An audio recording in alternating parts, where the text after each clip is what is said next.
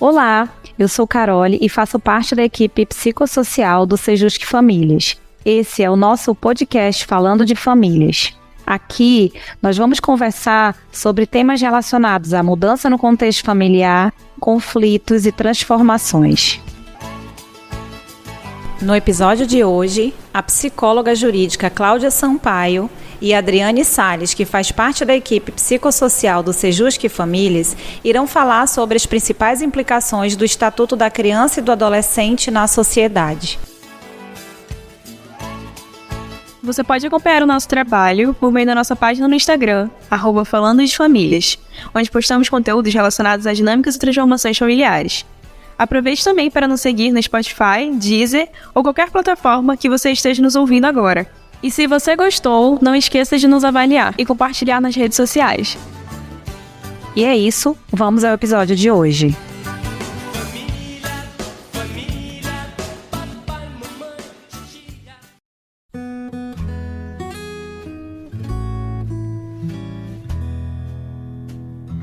Olá, eu me chamo Bruna Rocha, faço parte do setor psicossocial do Sejusc Famílias e hoje estarei mediando o podcast falando de famílias. E teremos como tema Estatuto da Criança e do Adolescente. Hoje estamos com as entrevistadas professora Cláudia Sampaio e Adriane Salles. Pode se apresentar, professora? Oi, bom dia. Eu sou Cláudia Sampaio, eu sou psicóloga e professora da Universidade Federal do Amazonas, na Faculdade de Psicologia. Eu desempenho uma tarefa, acho que de suma importância dentro da formação dos psicólogos pela UFAM, que é o ensino da disciplina Psicologia Jurídica. E eu já venho fazendo isso há algumas décadas, eu dou aula na UFAM há 31 anos, e daí vem a minha paixão, esse meu interesse pela área, desenvolvendo sempre mais, por ser uma temática assim, de extrema importância na formação, não só em psicologia, mas eu diria de todos os profissionais da sociedade, porque estamos todos muito comprometidos com isso. Então,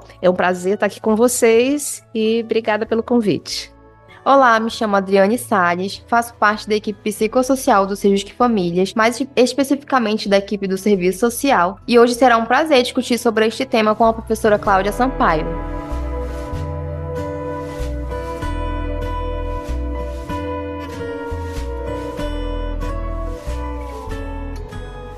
E agora, para iniciar esse episódio, iremos abordar as seguintes perguntas. Criança e adolescente como sujeito de direito. Como chegamos até aqui? O Estatuto da Criança e Adolescente, também conhecido como ECA, eu considero ele um dispositivo socioanalítico. Parece um nome complicado, mas o que é um dispositivo socioanalítico? Ele é uma lei, a Lei 8.069, que foi promulgada em 13 de julho de 1990, portanto nós já temos aí praticamente, estamos à beira dos 34 anos que essa lei foi promulgada, que está em vigor. Mas eu digo que é um dispositivo socioanalítico que, além de regular as nossas ações na sociedade em relação às crianças e adolescentes, o ECA funciona como um termômetro também de como nós estamos em sociedade em relação aos cuidados com a criança e adolescente. E como é que a gente chegou até a criação dessa lei, que é uma lei que, infelizmente, não é tão conhecida, não é muito divulgada. E ela não foi uma invenção, diferente do que algumas pessoas pensam, inventaram essa lei para tirar a autonomia ou dos adultos o direito de regular a vida de suas crianças. Não se trata de uma invenção. O ECA, nosso estatuto, ele tem uma história e ele está muito bem articulado com todo o desenvolvimento da nossa própria condição humana, não só no Brasil, mas de uma discussão muito ampla sobre como nós, sobretudo a sociedade adulta, vinha tratando até 30 anos atrás, vinha tratando crianças e adolescentes. Portanto, nós tivemos, antes que o ECA fosse promulgado aqui no Brasil, nós tivemos convenções internacionais sobre direitos das crianças, em que diversos países se reuniram para pensar nas questões principais que afligiam a criança e adolescente. E que, na verdade, que afligem, que alcançavam toda a sociedade, porque a criança e adolescente é o sujeito em processo de desenvolvimento, enfim, que se torna esse adulto. Então, questões como mortalidade infantil, maus tratos, a questão da educação, acesso à saúde, todas essas questões que, de certa maneira, acabavam alcançando a infância né? A infância se encontra em muita vulnerabilidade em diversos países que começaram a ser discutidas. E, a partir disso, da Convenção Internacional dos Direitos da Criança, os países que concordaram que precisavam rever as suas políticas e as suas leis sobre isso, assinaram esse documento. Então, é um pacto, o ECA é o resultado de um pacto internacional, de um reconhecimento, né, da sociedade, das diversas culturas, né, que entendem que criança e adolescente necessitam de um olhar especial, necessitam que a sociedade se dedique a esse segmento de uma forma especial. Então, a partir daí, e isso, gente, foi na década de 80, e até antes disso já havia vários movimentos discutindo essa questão, em 1988 a gente tem o que no Brasil?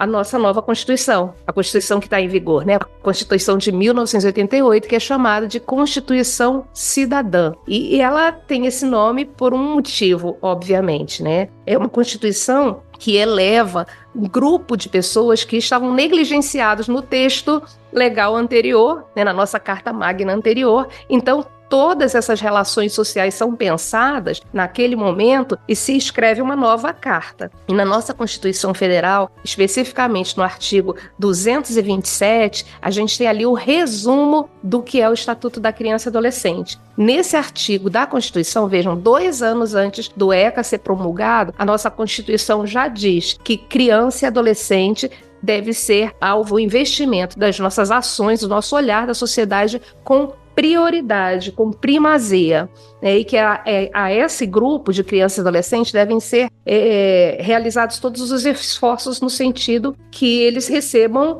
condições adequadas para o seu desenvolvimento, para a sua vida. Ou seja, ali a gente tem o núcleo do ECA. Então vejam como é que surgiu, né? Que a sua pergunta foi, como é que nós chegamos até aqui? A ter uma lei que fale sobre criança e adolescente. E é uma lei, ainda que com 34 anos, é uma lei bastante avançada. E aí eu faço questão de dizer o que a gente tinha antes dessa lei e que avanços foram esses que essa lei trouxe. Antes do ECA, nós tínhamos o chamado Código de Menores. Então, nós tínhamos uma outra concepção de criança e adolescente, uma outra concepção jurídica, legal, e também uma outra concepção social. Por isso eu digo que o ECA, ele é um termômetro da nossa sociedade, dizendo como é que a gente trata, lida, cuida, se responsabiliza, se relaciona com criança e adolescente. Antes do ECA, nós tivemos 2 códigos de menores, um de 1927 e um outro da década de 70, e esses códigos que vigoraram até, segundo o Código de Menores, né, que vigorou até a promulgação do ECA, eles eram baseados numa doutrina. Isso é importantíssimo a gente saber. Qualquer pessoa que quer conhecer um pouquinho sobre o ECA precisa saber o que veio antes do ECA. Então, o que veio antes do ECA é que nós tínhamos uma doutrina chamada Doutrina da Situação Irregular.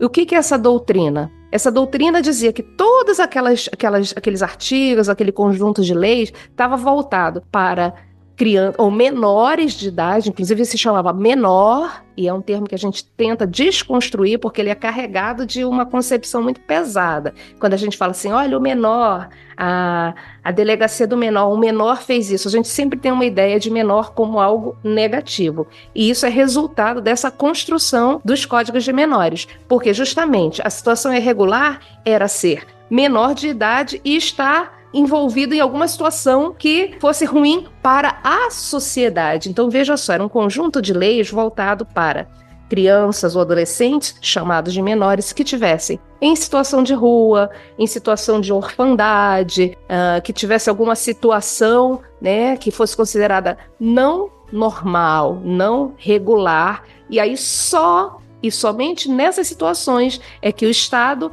por conta dessa lei, se voltava para essas crianças para resolver alguma coisa. Mas para resolver alguma coisa, o quê? Prover a elas as condições necessárias? Não, para resolver o problema da sociedade, porque elas estavam numa situação irregular, causando um transtorno social. Então, o interesse que movia o ECA não era necessariamente resolver as questões e as demandas daquelas crianças que estavam em situação irregular. E o pior ainda, é que essa terminologia, essa doutrina, praticamente responsabilizava os próprios menores de estarem nas suas situações irregulares. E aí, o que era feito nessa época, que é conhecido hoje mais de nome, né? Que se criavam instituições como FEBEMs, FUNABEMs, para receber esses menores em situação irregular e retirá-los, digamos assim, de um contexto social e assim não constituir um problema para a sociedade. E vamos ver a mudança, então, que o ECA trouxe. O ECA traz uma mudança de doutrina.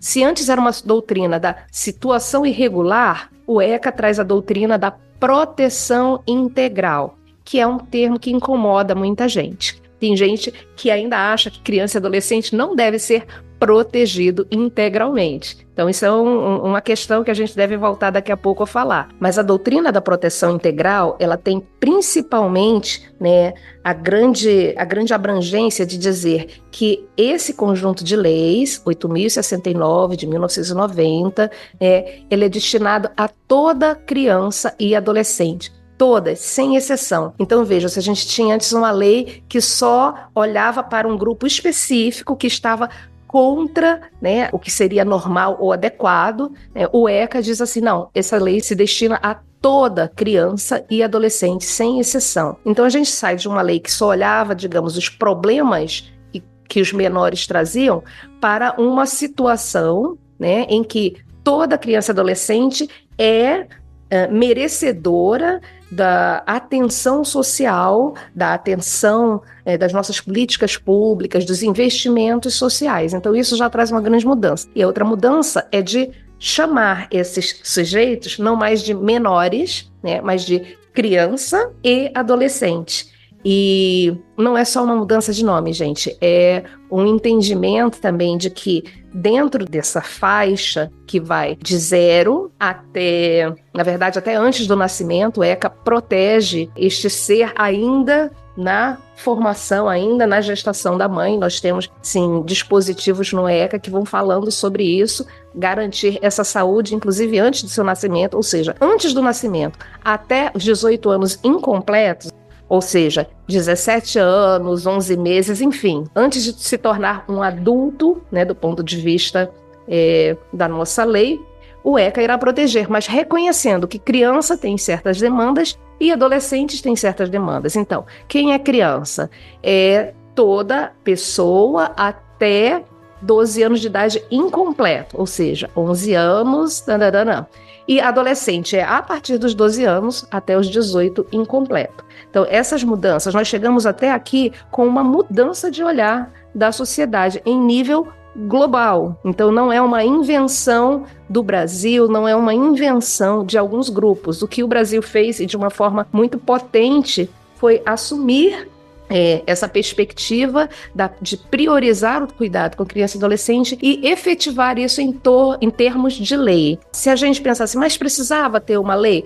Bem, precisava, né? Se a gente pensar assim, por que a gente tem uma lei? Porque essa relação da sociedade com criança e adolescente era uma relação que colocava essa criança e adolescente em uma vulnerabilidade muito maior. Então é necessário uma lei para transformar essas relações. E o ECA, como eu falei, né, como termômetro, é possível que a gente chegue com o ECA em qualquer instituição, em qualquer localidade, numa comunidade, e a partir do ECA, mais ou menos assim, sondar. Essa comunidade, ela é protetiva com suas crianças e adolescentes? Essa escola, né, ela funciona de acordo com o ECA? Essa instituição, enfim, é possível a gente medir ou sondar a nossa sociedade em relação a como nós vimos mudando daquele código de menores que via apenas criança e adolescente, os menores como problemas, e agora para criança e adolescente que devem ser investidos do nosso cuidado.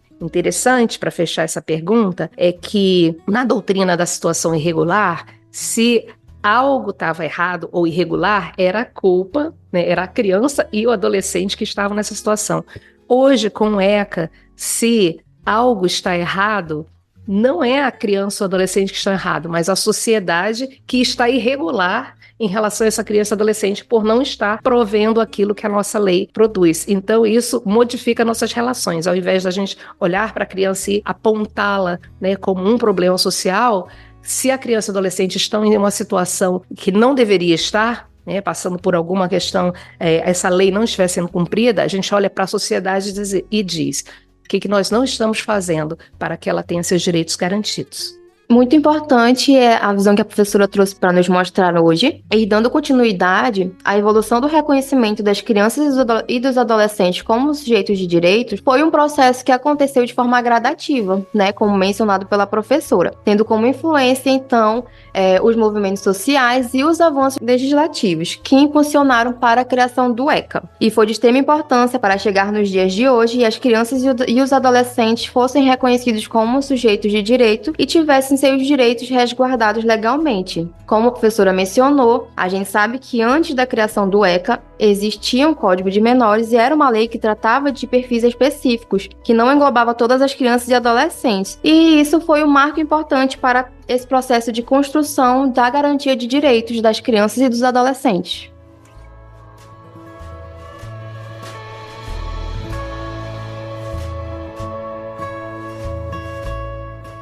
Foi muito importante o que foi explanado aqui pelas entrevistadas. E dando sequência à nossa discussão, iremos abordar a próxima pergunta. Autonomia e responsabilidade. Como os papéis das crianças e dos adolescentes são exercidos no âmbito do direitos de família? Bem, para que as famílias possam compreender que a autonomia e responsabilidade são aspectos que são de fundamental importância na concepção do ECA, é preciso entender 3 artigos. Eu vou citar esses artigos aqui. O artigo 3º, a gente já sabe que o ECA tem a ver com toda criança e adolescente, não é só criança em situação de vulnerabilidade, é só a criança que passou por um abuso, não é toda a criança e adolescente. O artigo 3º diz assim: a criança e o adolescente gozam de todos os direitos fundamentais inerentes à pessoa humana, sem prejuízo da proteção integral de que trata essa lei, assegurando-se-lhes, por lei ou por outros meios, todas as oportunidades e facilidades a fim de lhes facultar o desenvolvimento físico, mental, moral, espiritual e social em condições de liberdade e dignidade. E aí no artigo 4º, que vai complementar, porque o artigo 3º está dizendo quais são os direitos dessa criança e adolescente. Agora, quem vai fazer esses direitos chegarem às crianças e adolescentes? No artigo 4º diz: é dever da família, em primeiro lugar, da comunidade, da sociedade em geral e do poder público assegurar com absoluta prioridade a efetivação dos direitos referentes à vida, saúde, alimentação, educação, esporte, lazer, profissionalização, cultura, dignidade, respeito, liberdade e a convivência familiar e comunitária.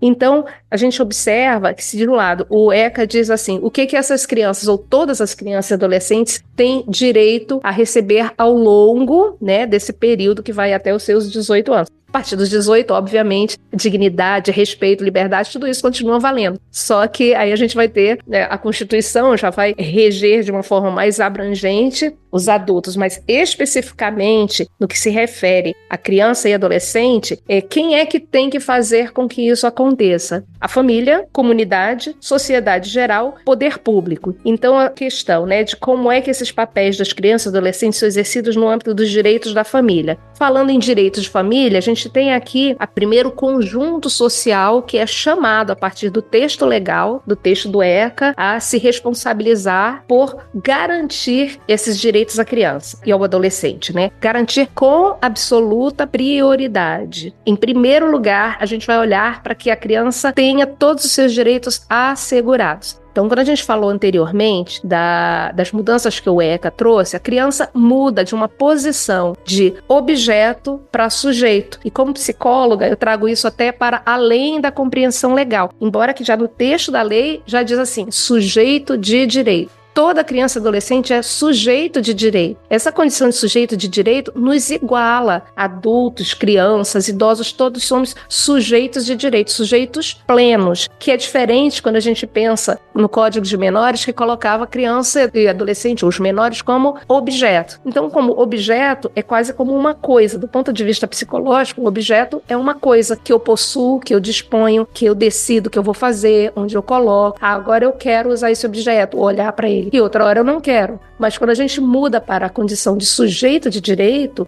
esse sujeito é merecedor e assegurado pela lei de todos esses direitos que eu mencionei aqui. E quem tem que fazer isso acontecer não é a criança, ela vai merecer ou não. Olha, se você for boazinha, eu te levo para brincar no parque. Não é a criança que tem que merecer o direito ao lazer, que é o exemplo que eu estou dando aqui, ou o direito à educação, ou o direito, né, o desenvolvimento mental, psicológico, espiritual. Então, por exemplo, o carinho, o afeto, a vinculação com adultos é um direito. Estar na presença da sua família, a convivência familiar e comunitária é um direito da criança. É um direito em termos de varas de família, se depara bastante, né? Quando você vê assim, tem disputas em torno da criança e os adultos decidindo se ela pode ou não pode estar com uma parte da família, com um genitor ou a genitora. Essa questão ela não tem nem que ser discutida se pode ou não pode, exceto nos casos em que haja um perigo, né, para a criança, mas a criança tem direito e não depende de nenhum adulto decidir, não, eu não quero, né, que meu filho, minha filha esteja com uma pessoa tal, porque é um direito inalienável, ninguém pode tirar, e ele tem que ser assegurado, em primeiro lugar, pela família. A família tem que garantir, a criança quer conviver com seus parentes, ela deseja, né, e às vezes mesmo que ela não manifeste o desejo, que ela está num processo de desenvolvimento, um bebê, por exemplo, né, ele não vai conseguir expressar de uma forma muito direta, embora desde a infância a gente tem formas de se comunicar, mas ele tem direito, o bebê tem o direito de conviver com a pluralidade que é a sua família, né, sua família extensa, avós, tios, primos, pais, toda essa família. Então, esse direito precisa ser assegurado pelos adultos. Então, em primeiro lugar, pela família. Quando a família não dá conta, ou não é nem só transferindo, todo mundo está cuidando junto, mas nós entendemos que a família é quem está mais diretamente cuidando. Mas a comunidade também é responsável. Por isso a gente vê, e tem campanhas, né, que dizem assim, olha, nós na comunidade temos que estar alertas e sensíveis aos casos, né, de não cumprimento, abuso, quantas e quantas situações de crianças que às vezes ficam em cárcere privado, né, ficam retidas em casa, ou sofrem abusos, castigos físicos ou psicológicos ou emocionais. Enfim, o olhar da comunidade tem que estar atento a isso. Não é aquele pensamento que se tinha anteriormente e que infelizmente ainda reverbera, meu filho, eu faço o que eu quiser, né? Ninguém aqui tem que se meter com a criação que eu dou para o meu filho. Não é assim. Isso não desresponsabiliza e nem desautoriza nenhum pai ou mãe. Você continua tendo uma responsabilidade imensa, um privilégio, inclusive, de ser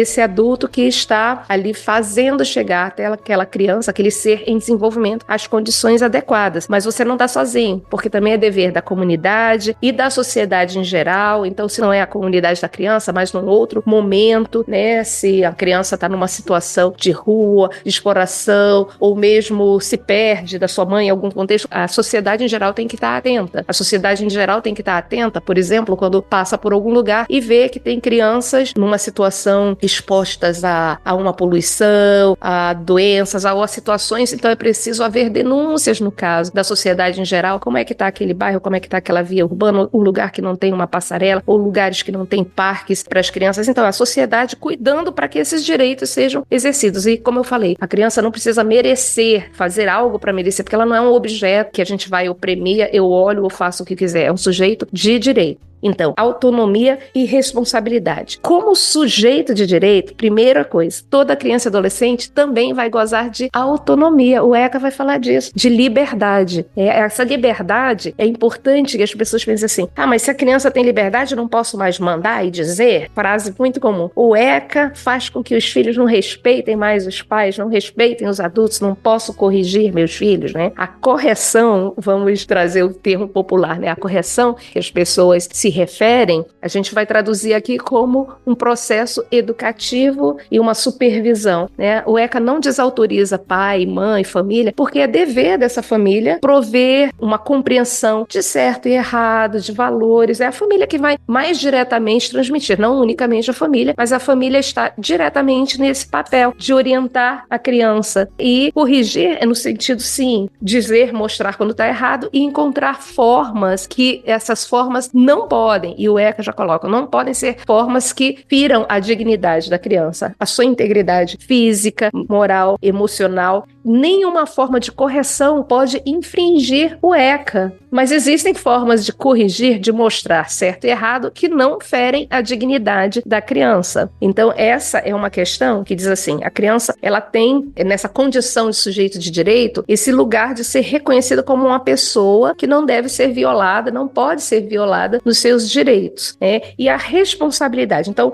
a autonomia a criança tem, e os adultos também têm. A autonomia no sentido de como que eu vou organizar minha forma educacional em relação aos meus filhos, organizar. Os adultos continuam tendo essa liberdade. O Estado, a sociedade não chega lá e diz assim, olha, você tem que falar isso e isso e isso para o seu filho. O Estado não chega e diz exatamente como você tem que criar seu filho. O Estado diz o que você não pode fazer, que é violar os direitos do seu filho. Os seus valores culturais, religiosos, né? Eles estão ali, você tem a liberdade de expressar esses valores. Agora, a partir do momento em que a forma que você realiza isso fira os princípios legais e de direitos humanos, aí sim, né, a comunidade, a sociedade, o poder público entra, e no sentido inclusive de orientar, né? O poder público não vai destituir de uma hora para outra o seu poder parental, o seu poder familiar. Você não vai deixar de exercer uma função importante, que é a função de cuidado, de orientação. Então a responsabilidade continua da família, inclusive em primeiro lugar, é dever da família, lembrando sempre no texto quando diz assim, é dever da família, comunidade, e aí vai ampliando o olhar. De modo que no final das contas, todo mundo, toda a sociedade tem que estar implicada, tem que estar voltada para garantir esses direitos, entendendo a criança como sujeito de direito. Que do ponto de vista psicológico, só para reforçar, a mudança, né? Ela não é um objeto, mas ela é uma pessoa com as suas condições de sentir, de experimentar o mundo e de ser respeitada. É a necessidade de crescer como indivíduo, como sujeito pleno.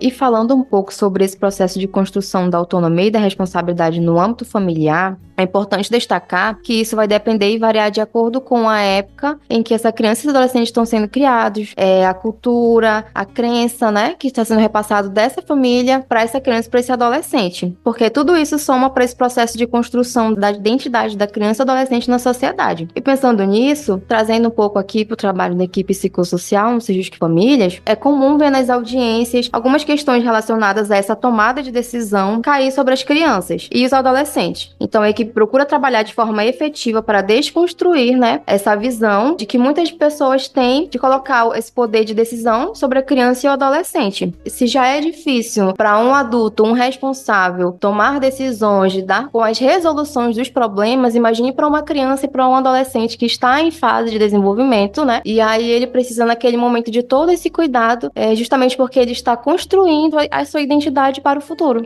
Adriane, você traz uma questão assim, muito importante e que o ECA também vai frisando isso, que é o respeito a essa condição peculiar do desenvolvimento, a esse momento específico do desenvolvimento. E aí, voltando a essa questão da autonomia e responsabilidade. Quando a gente fala, olha, a criança, ela deve ser vista, o adolescente, como sujeito de direito, aí tem pessoas também que vão para o outro extremo e dizem, então pronto, deixa que ela decide tudo. Mas vejam só esse par, autonomia e responsabilidade. Então, é necessário que a responsabilidade que se tem enquanto eles estão nesse momento do desenvolvimento, que você citou bem, não cabe à criança e adolescente certas decisões, elas estão naquele momento de processo de aprendizagem, de compreensão, de leitura do mundo, aprender o que é o mundo, como funcionam as suas regras, e então os adultos estão lá, inclusive, com um suporte importantíssimo, fundamental. E é interessante, quando você fala assim, dos casos que acontecem, nós adultos, eu vou me colocar como adulta, né, mas assim, uma adulta já consciente dessa condição, mas em geral os adultos, assim, numa hora, querem tirar das crianças todos os direitos, digamos assim, não, você não faz nada, você não decide nada, eu que decido tudo. Então, numa hora, parece que é conveniente para os adultos dizer, eu vou decidir tudo por você. Mas quando os adultos não querem se comprometer ou querem ter um benefício do que a criança vai escolher, aí diz assim, olha, não pode perguntar do meu filho, da minha filha, com quem que ele quer ficar. Ele que vai decidir, né? E aí transferem para a criança uma responsabilidade que não cabe à criança. Até porque nas dissoluções, né, nas transformações transformações familiares, não foi a criança que chegou e decidiu assim, olha, eu quero que vocês se separem, né? O casal tá bem, maravilhoso, aí a criança chega assim, eu quero que vocês se separem. Não, isso é uma questão dos adultos que dentro da sua história percebem assim, ó, não tá dando pra conviver, né? E geralmente não é assim tão tranquilo, né? Quando se chega a essa conclusão de que não vão mais estar juntos, mas é uma questão do processo de adultos que as crianças vão passar pela consequência dessas transformações, mas não cabe a elas dizer com quem vão ter que ficar, né? E aí, nesse momento, é curioso que os adultos, novamente, né, tomam a criança como objeto, assim, eu quero que ela decida. Então, é como se utilizasse aquele momento, o sentimento da criança, a confusão da criança, toda a complexidade que ela está vivendo e queira que ela decida alguma coisa. Então, é muito importante, né, esse trabalho psicossocial da equipe aqui na Sejusc e em outras instituições, né, que seja feito assim, um processo praticamente educativo também desses adultos para compreenderem que isso se trata de aspectos que eles precisam resolver e as crianças têm que ser crianças ou estar no seu espaço e adolescentes nos seus espaços e vão compreender essas mudanças dentro das suas condições de criança e adolescente e não ter que se responsabilizar e assumir esses cuidados pelos adultos. Então, nesses casos, né, num caso, um exemplo como esse que nós estamos falando, de direitos de família, que há uma transformação, né, na família, há uma dissolução do casal e tem crianças e adolescentes que vão ficar convivendo com um ou outro de uma forma mais intensa. E aí, o que a gente faz? O que a justiça deve fazer, orientada pela psicologia e serviço social, enfim? Deve ouvir a criança, até porque o ECA tem um artigo bem importante que diz que toda criança e adolescente tem direito a ser informada dos processos judiciais que lhe dizem respeito. Então, olha, de novo, a condição, né, de sujeito de direito. É um direito da criança saber que está havendo uma transformação na sua família e que isso vai lhe afetar. Mas veja a diferença. A diferença de ser informada, ser ouvida, até ter um espaço em que ela escute as suas angústias, que ela possa perguntar o que está acontecendo, ser informada do que está acontecendo por uma equipe especializada, preparada. Ela tem esse direito. É muito diferente de colocar a criança, né, ser chamada em juízo, numa audiência, para dizer assim, eu quero saber com quem você vai ficar. Vejam só, o direito a ser informada, a saber e a ser assistida, isso está dentro do direito. Ela tem direito a se desenvolver e ao longo do seu desenvolvimento, se uma questão tão complexa como essa atravessa a vida da criança, ela tem direito a ser acompanhada, apoiada, amparada e não colocada ainda numa situação de maior estresse e desgaste, né? Então, perceber que a equipe vai ouvi-la sim. Criança e adolescente deve ser ouvida. Se os pais, né, mães, não tiverem sabendo como falar sobre isso, elas devem pedir ajuda, assim, aos profissionais, assim, olha, eu não sei, a gente não sabe como tratar disso. Mas é importante que as crianças saibam o que está acontecendo, mas não serem colocadas na situação de decisão sobre essas situações.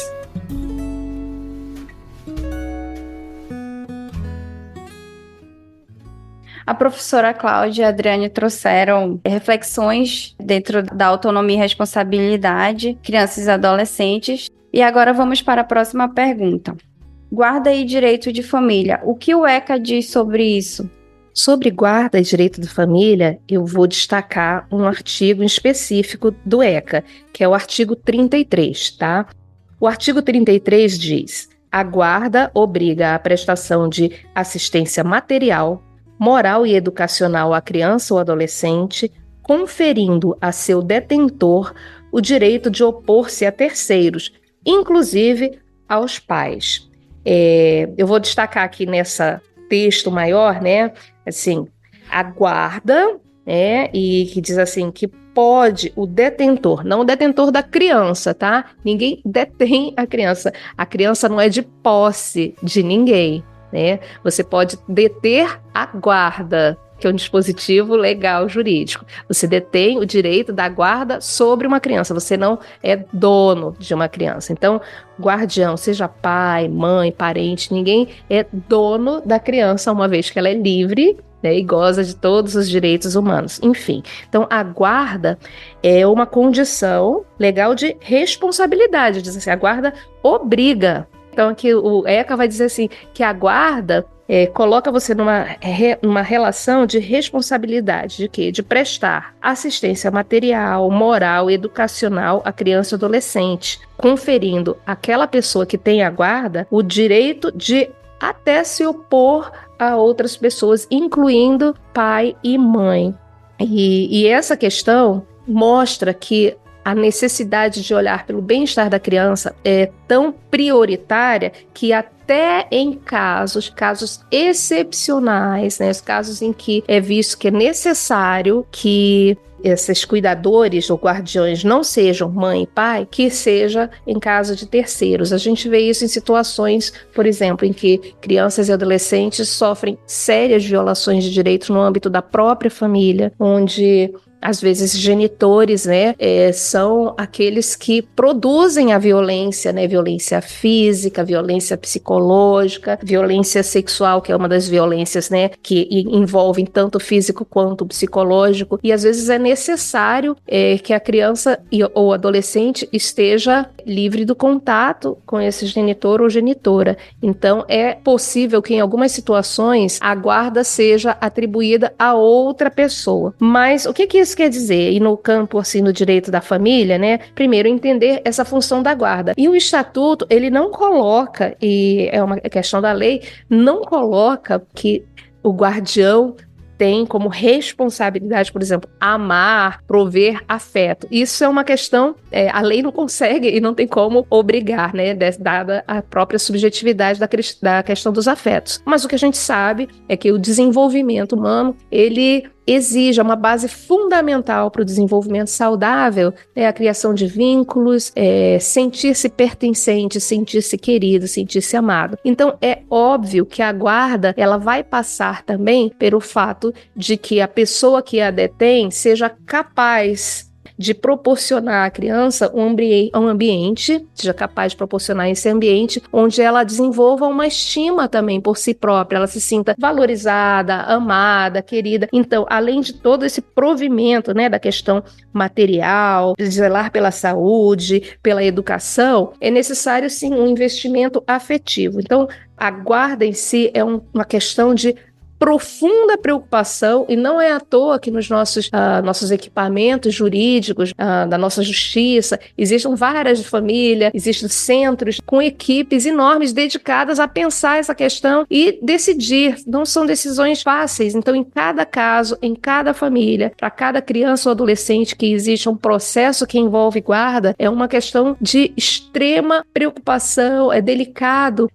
No caso, quem vai ficar com a guarda dessa criança? Tem muitas construções, né, avanços na própria prática no âmbito jurídico, né, psicossocial e jurídico, que vê assim, que essa guarda ela pode ser exercida de diversas maneiras, né? A guarda pode ficar com um genitor apenas, genitor ou genitora, no sentido de essa pessoa deter essa responsabilidade maior que está prevista para a lei, sem anular da criança, ou tirar do direito da criança e também do outro genitor, o direito à convivência, a participar da vida dessa criança. Então a guarda coloca as responsabilidades, mas ela não exclui as outras pessoas da vida da criança.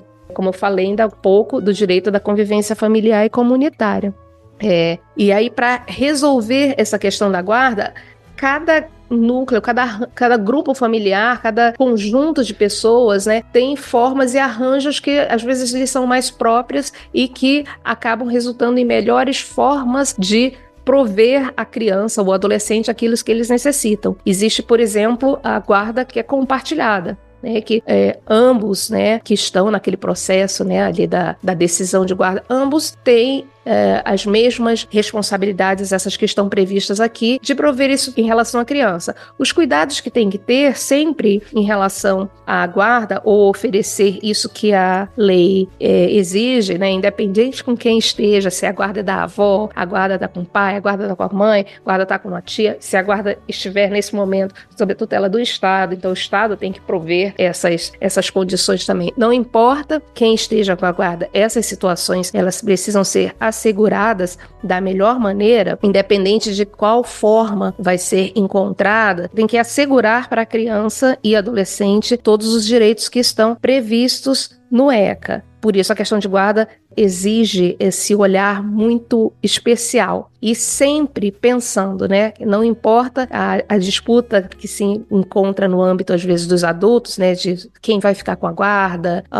O interesse é a criança, né? A guarda diz respeito àquilo que a criança necessita e muitas vezes isso é invertido. A lógica é invertida. Se trabalha com a perspectiva de que o direito do adulto a ter aquela criança para a sua satisfação, para preencher o vazio da sua vida, sei lá por que razões, né? Às vezes até para usar como um objeto de ataque em relação ao outro, porque as brigas ou os ódios secretos nas dissoluções dos casais, às vezes elas resvalam para os filhos e as crianças, né, filhos e filhas, podem ser usadas como objetos de ataque ao outro. Então, é preciso, e as equipes elas são preparadas para conduzir, orientar e identificar até quando essas situações acontecem, no sentido de auxiliar a ser desconstruída essa lógica, essa dinâmica, para que a criança não seja o objeto da questão e que o direito que prevaleça seja o direito da criança. Então, a guarda é uma obrigação e não um privilégio no sentido assim, eu quero o meu direito até a guarda. Opa, a guarda é uma obrigação de cuidados que o adulto que tiver a guarda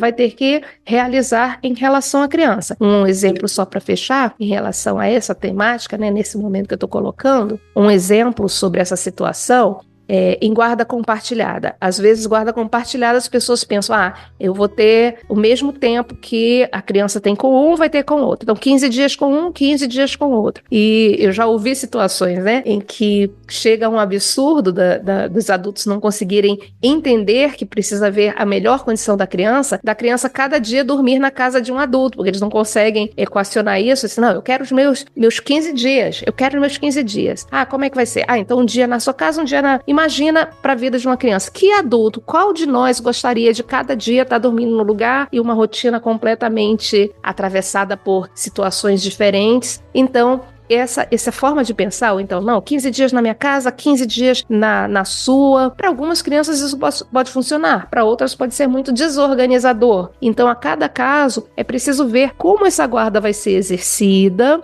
pensando no direito e no melhor interesse da criança, no sentido de que ela é o sujeito do direito. Ela é o sujeito que está em questão. Senão a gente volta àquela situação da criança ser um objeto da vontade dos adultos.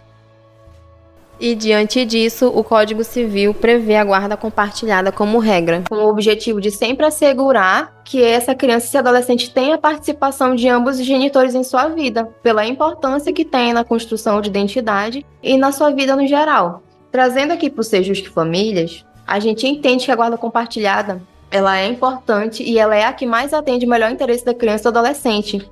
Entendendo também que é importante essa divisão de responsabilidade para os dois genitores, para os dois responsáveis, tendo em vista que a não sobrecarga, tanto para a mãe, tanto para o pai, ou ambos os responsáveis não se sentirem sobrecarregados com as divisões de responsabilidade. Claro que a gente entende também, os casos de guarda compartilhada só não vão ser atendidas, como mencionado pela professora, com a presença de riscos de violência doméstica e familiar contra a criança, ou qualquer outro tipo de risco que apresente para essa criança e esse adolescente. E como a gente entende que só não será aplicada em casos excepcionais, na presença de violências contra essa criança e esse adolescente. E dando sequência à nossa discussão, para finalizar esse episódio, vamos à última pergunta. Direito das famílias. Quais obstáculos ainda estão entre o ECA e sua implementação? Compreendemos que, apesar dos avanços proporcionados pelo Estatuto da Criança e do Adolescente, no que diz respeito à proteção dos direitos da criança e do adolescente, ainda existem alguns obstáculos que persistem na sua implementação na sociedade. E, na sua opinião, como profissional, quais são os maiores desafios que existem diante desse processo da legitimação do direito dessas crianças e dos adolescentes? Os desafios não são poucos, na verdade, né? Quisera eu dizer que estamos já próximos a ter a plenitude do ECA, mas em 34 anos, né, há alguns setores de muitos avanços e há outros que vão muito devagar. Eu destacaria hoje aqui para a gente ficar refletindo nessa conversa que um grande desafio é a sociedade, o segmento adulto da sociedade realmente compreender criança e adolescente como sujeito de direito. Uma dificuldade de abrir mão de um lugar que é um lugar histórico, né, que é o adultocentrismo, achar que o mundo é para os adultos são o centro, tudo é pensado na perspectiva do adulto. E tem trabalhos em inúmeras áreas, né, que mostram as graves consequências da gente construir uma sociedade somente pensando a partir da perspectiva e da visão do adulto. Há trabalhos, por exemplo, e vale a pena aqui citar, né, trabalhos que, sobre psicologia ambiental, dizem que as cidades elas são pensadas na perspectiva dos adultos. Mesmo os lugares de criança, eles são pensados como o adulto acha que é um lugar que a criança deve estar. E o ECA, como eu falei, assim, o ECA mostra que a criança e adolescente eles têm expressão, têm vontade, têm direito à participação, né, as questões que vão ser construídas em torno da sua vida. E nós não ouvimos crianças e adolescentes, nós não aprendemos com eles o que é ser criança e adolescente para que esses espaços sejam construídos. A responsabilidade da construção, de prover esses espaços são nossos, mas a gente precisa fazer a partir daquilo que é a necessidade deles. Mas não, o adultocentrismo coloca sempre o adulto dizendo o que é melhor, o que deve ser feito, sem pensar nesse sujeito de direito. Então, o adultocentrismo é o grande desafio. No caso, né, dos direitos de família, no caso das questões que envolvem criança e família e guarda, o adultocentrismo continua prevalecendo. Então, essa construção de reconhecer a criança e adolescente como sujeito de direito, que tem todo o direito à sua expressão, a ser compreendida, a ser ouvido, mas também tem o direito a ser cuidado. Essa equação é uma equação delicada e que nós temos que correr muito atrás. 34 anos de ECA ainda não são suficientes para que a gente transforme essa concepção, que é uma concepção social forte, arraigada forte. Não é só em relação à criança, né? O adultocentrismo tem a ver, por exemplo, também com desqualificar os idosos. Aqui estou dando um exemplo. Então é uma faixa, um segmento da sociedade que se intitula como o dono da verdade, né? São os adultos. E criança e adolescente acabam ficando sem expressão, sem o direito a essa participação e a ser pensada a sociedade, o mundo, a partir da perspectiva dessa criança e do adolescente. Eu destaco aqui também uma questão importante nessas transformações contemporâneas, que hoje crianças e adolescentes têm acesso a muitas informações, a conteúdos, por exemplo, na internet, conteúdos diversos, né, que hoje chegam e que os adultos, aí sim, uma responsabilidade dos adultos de zelar por esses espaços, zelar como a criança tramita, pensar também a internet enquanto lugar que é da criança e do adolescente, não é pensado no adultocentrismo. Temos uma pesquisa agora em andamento no laboratório que eu coordeno na UFAM, que é justamente falando sobre a vulnerabilidade de crianças e adolescentes às redes sociais e aos conteúdos de ódio, conteúdos que levam a consequências, né, não desejáveis no desenvolvimento da criança e do adolescente, e que as plataformas, por sua vez, né, as redes sociais, Instagram, que é a rede que a gente tem pesquisado, ela contém lá os seus termos de uso, né, algumas questões sobre a proteção, mas quando nós vamos analisar, é algo que não conecta os adultos com essa responsabilidade. Os adultos nem leem, na verdade, sobre isso, mal leem, e quando leem, não percebem a amplitude que isso tem, como isso implica no ECA em relação a cuidar também desse ambiente, que é um ambiente virtual, um ambiente muito presente na vida de criança e adolescente, e esse mundo adulto ainda não aprendeu, né, a pensar criança e adolescente como prioridade nas transformações contemporâneas, na construção da cidade, nas relações dentro da família, nas instituições. Então o desafio é aprendermos a ser novos adultos, porque o ECA instituiu uma condição mais digna e nova, né, em relação à anterior para criança e adolescente. Para isso nós precisamos ser adultos melhores.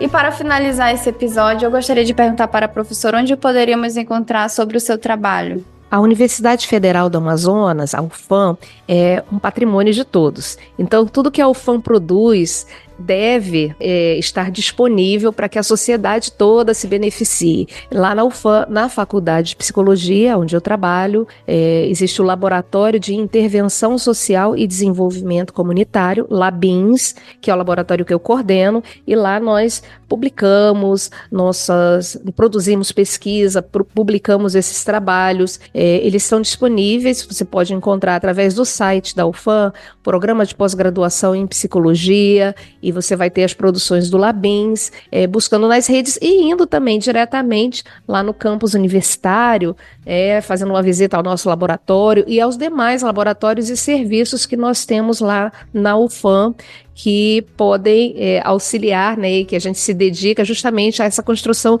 de novos e melhores adultos para uma sociedade que, de fato, reconheça a criança e adolescente como sujeito de direito. Então, estão todos convidados a conhecer nosso trabalho, discutir, trazer também novas ideias para eles. Então é isso, agradecemos a participação da professora Cláudia e da Adriane, e não percam o nosso próximo episódio. Para finalizar, eu gostaria de saber se as nossas convidadas têm alguma mensagem para deixar ao público. E para finalizar esse episódio, eu gostaria de saber se as nossas convidadas têm alguma mensagem para deixar para o nosso público sobre a temática que foi abordada aqui. Eu gostaria de dizer que o importante, eu acho que a mensagem principal é a própria função que esse podcast está realizando, né? Que é de difundir o ECA. Nós precisamos de mais espaços para falar sobre isso, para levar mais conhecimento sobre o ECA, para que ele seja de fato uma ferramenta de transformação dessas relações da sociedade entre adultos, crianças e adolescentes, para que a gente possa cumprir até o que o ECA coloca, né, de todos nós sermos responsáveis por essa garantia dos direitos das crianças e adolescentes. Nós precisamos conhecer, e em 34 anos ele é muito pouco conhecido, há muitas distorções sobre o ECA. Então, quanto mais espaços como esse que vocês criaram aqui, de difusão do ECA, melhor. Em todos os espaços, né? Escola, na comunidade, nas igrejas, em todos os espaços possíveis, vamos trazer o ECA ao conhecimento das pessoas. Com certeza, o que a professora colocou foi bem posicionado. Então, é muito importante colocar mais espaço, ter mais espaços para falar sobre esta temática, para gerar mais conscientização e compromisso, né, para a efetivação dos direitos e proteção integral da criança e do adolescente.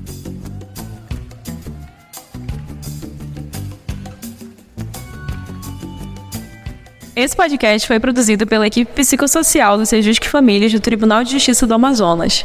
Para acompanhar o nosso trabalho, acesse o nosso Instagram e TikTok, @FalandoDeFamílias. Até o próximo episódio!